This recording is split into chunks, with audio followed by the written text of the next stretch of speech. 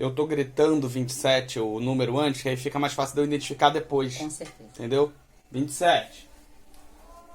Oi, como é que vocês vão, meus amorzinhos? Tudo bem com vocês?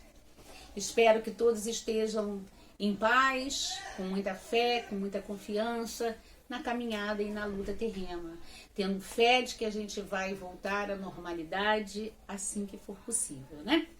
Então vamos dar continuidade, vamos agora para o capítulo 27. E nós falamos tanto, né, nos últimos 2 capítulos, no anterior, então, no 26, falamos tanto em trabalho, e o nome desse capítulo é O Trabalho, enfim. Tanta preparação para que o André culminasse em realmente botar a mão na massa, né, como a gente costuma falar. Eu gostaria de começar esse capítulo, porque tem uma citaçãozinha, faz alusão, né, que fala sobre isso, com uma passagem do Novo Testamento, lá em Mateus, capítulo 6, versículo 19 a 21. É uma parte que eu gosto muito, mas muito mesmo. Vai dizer assim, ó: não acumulem para vocês tesouros na terra, onde a traça e a ferrugem destroem e onde os ladrões arrombam e furtam. Mas acumulem tesouros no céu, onde a traça e a ferrugem não destroem e onde os ladrões não arrombam nem furtam. Pois onde estiver o seu tesouro, aí também estará o seu coração. Isso também é uma fala muito, né, repetitiva nossa. Nós estamos aonde estão as nossas prioridades. O que define as nossas prioridades é aonde o nosso coração está. Ou na nossa prioridade está o nosso coração, no nosso coração estão as nossas prioridades. Então vamos começar. O André descreve as emoções dos primeiros momentos em que ele vai abraçar o trabalho, né? Esse trabalho humilde, seguindo lá, né, o exemplo de Jesus e de Paulo de Tarso, como nós vimos no capítulo 25. Nas câmaras de retificação, diversos espaços eram ligados entre si e comportavam verdadeiros despojos humanos, pessoas muito sofridas, né, muito abaladas, muito esquálitas, fisionomia acabada, tristonha, melancólica.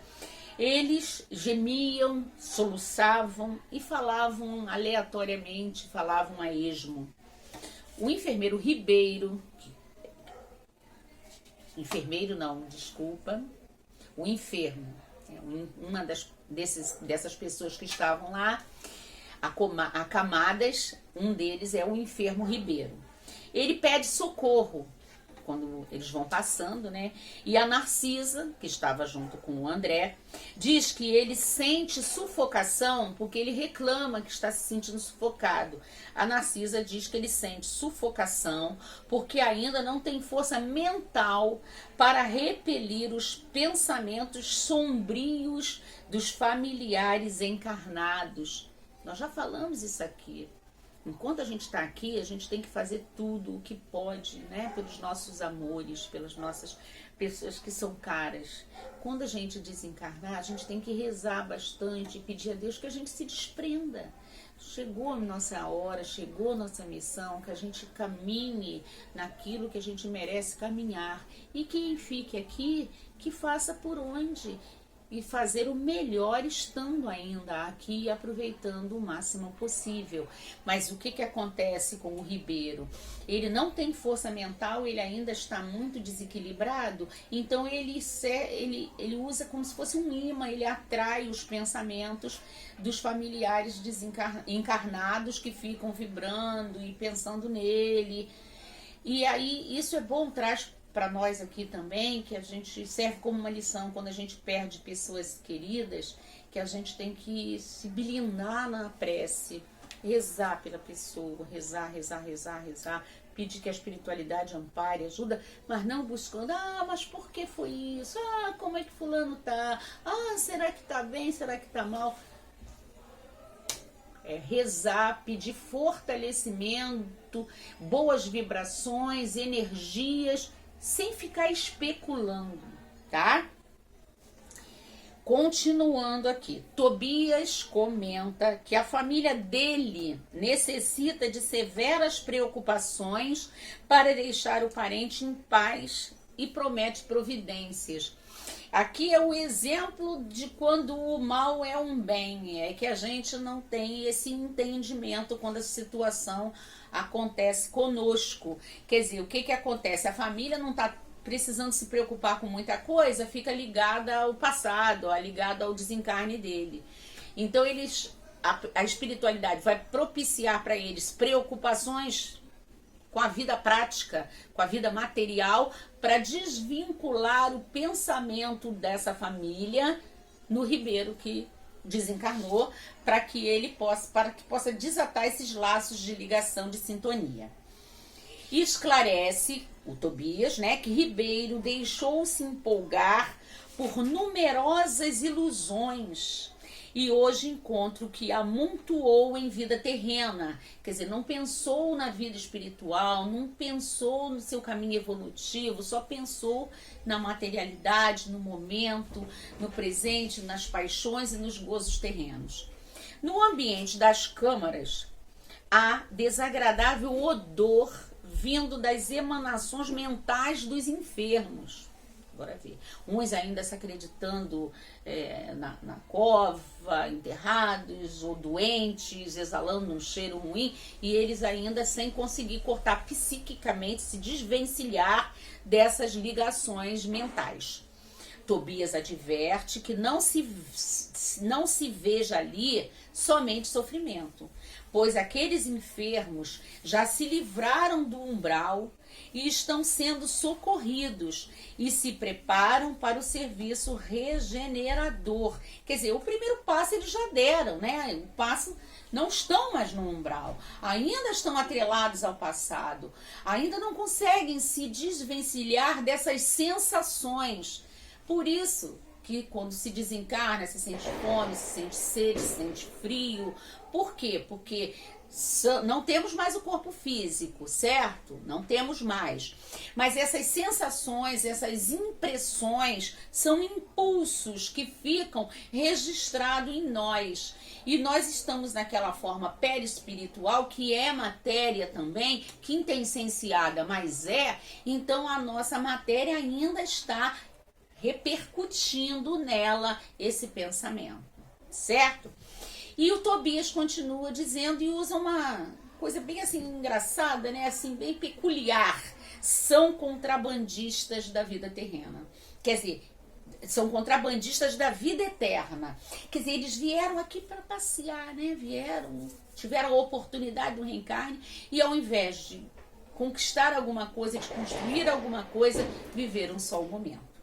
Se preocuparam demasiadamente em acumular riquezas materiais, se revoltaram contra a lei e impuseram seus caprichos. Foram negociantes imprevidentes, pois não acumularam valores que sirvam para serem negociados no plano espiritual. Tudo é válido: trabalhar, conquistar, lutar, ter uma vida melhor, ter certos prazeres, certos confortos. Tudo isso nos cabe, tudo isso faz parte do mundo das nossas conquistas. Mas nós não podemos pensar só nisso e deixar o nosso crescimento, a nossa ligação, a nossa prece ligado ao mundo superior, ao mundo imaterial, porque é para lá que nós vamos e vamos deixar as coisas aqui. Então as conquistas do espírito têm que ser para nós mais valorizadas do que as conquistas da matéria. No isolamento, o André observa 32 homens inertes e é falado para ele que aqueles homens são os crentes negativos. foram escravos do egoísmo, sem qualquer ideia do bem, só lhes restando dormir por longos anos em pesadelos sinistros, né? Para se desvencilhar, eles precisam passar por isso tudo, o sono como fortalecedor, como distanciamento no tempo das impressões do passado, para que eles possam se reequilibrar e recomeçar. Tobias aplica-lhes passes magnéticos e eles expelem substância negra, viscosa, com odor cadavérico, fluidos venenosos que se espalham pelo ambiente. André instintivamente passa a cooperar e trabalha durante todo o dia, agradecendo o abençoado suor e sentindo que ali se dá o recomeço da educação de si mesmo numa enfermagem rudimentar. Então esses irmãozinhos exalam esse odor, expelem esse fluido, né, no seu corpo semimaterial, que é o perispírito.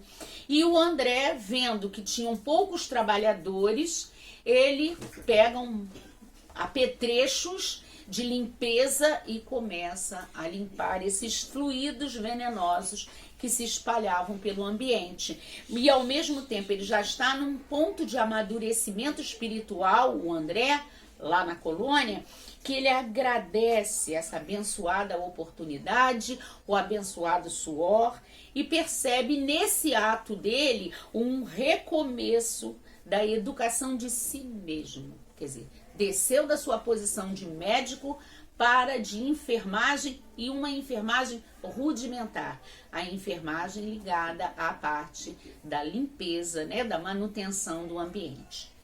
Como referências, nós temos aqui Livro dos Espíritos, pergunta 255.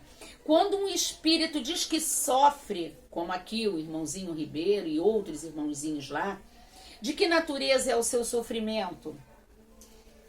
Não pode ser física, eles desencarnaram, não tem mais um envoltório corpóreo, são angústias morais que o torturam mais dolorosamente de que todos os sofrimentos físicos. É até interessante que às vezes quando a gente está com uma dor de cabeça decorrente de um problema físico, né, nós tomamos um remedinho para dor de cabeça e a dor de cabeça atenua. Agora, se nós estamos com uma dor de cabeça provocada pelo emocional, pelo um desgosto, por uma melancolia, pelo um sofrimento, não vai haver comprimido que a cure. Só se a gente superar aquele sofrimento, aquela angústia e aquela melancolia. É o que é dito aqui, né? Que o que ele sente ali é sofrimento moral, que muitas vezes é muito maior, ou sempre é muito maior do que os sofrimentos físicos. A pergunta 256 do Livro dos Espíritos: como é então que alguns espíritos se têm queixado de sofrer frio ou calor? Né? Porque na pergunta anterior diz que não é uma impressão, não é físico, é uma dor moral. Mas como é que eles dizem que estão com frio, estão com calor? Isso são o quê? Impressões, são reminiscência do que padeceram durante a vida tão aflitiva quanto a realidade. Eles sentem como eles estão atrelados a isso psiquicamente e eles não têm equilíbrio, nem educação, nem conhecimento suficiente para cortar essa ligação psíquica. Eles sentem como se aquilo fosse real. Por isso, todas essas impressões que eles apresentam. E continuando ainda, né, no Livro dos Espíritos, para encerrar, a pergunta 711, que pergunta se o uso dos bens da terra é um direito de todos os homens. Aquilo que a gente já falou assim. Claro, que é consequência da necessidade de viver. Então, se a pessoa tem um pouco mais de poder aquisitivo, ela vai ter uma vida melhor. Se ela tem menos, não. Mas isso tudo é permitido, é válido e é tudo consequência daquilo que o homem conquista. E na pergunta 714, que se deve pensar do homem que procura nos excessos de todo gênero o requinte dos gozos? pobre criatura, mais digna é de lástima de que de inveja. Essa é a resposta que os espíritos dão a Kardec, que, né, ele está tendo uma morte moral, porque a preocupação maior nossa é com o gozo do amor do Pai, né, o retorno à pátria espiritual com a nossa mala repleta daquilo que a gente cultivou, da saudade que a gente deixou, do bem que a gente procurou fazer e da nossa energia em tentar se melhorar a cada dia. Assim, a gente conclui, queridos, o capítulo 27. Que todos tenhamos uma excelente semana. Fiquem com Deus.